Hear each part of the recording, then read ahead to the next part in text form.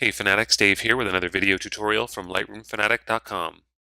One of the questions I get asked pretty regularly is how in my videos and on the blog posts I have the Lightroom Fanatic logo on the top of my copy of Lightroom.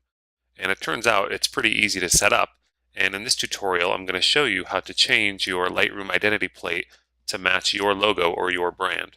To get started, I'm going to go under Lightroom and go to Identity Plate Setup.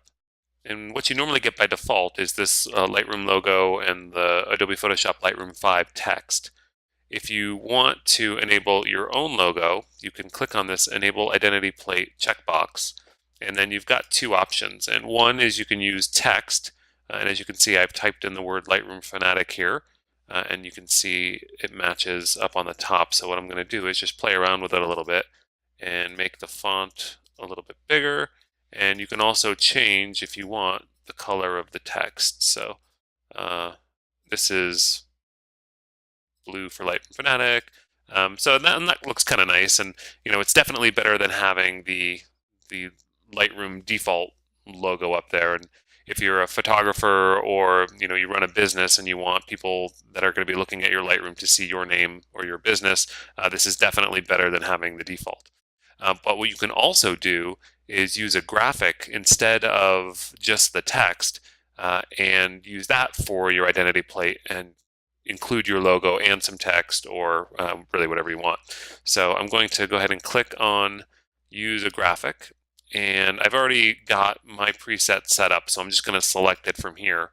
And as you can see, I've got an image here and it shows up as my identity plate. So this particular image is 800 pixels wide and 57 pixels tall, and that fits really nicely into the space that you're given for the identity plate. So again, those dimensions are 800 pixels wide by 57 tall. So that's a pretty good reference to use if you're going to create your own graphic. And really, that's all there is to it. I went in and if you wanted to have multiple brands, you could.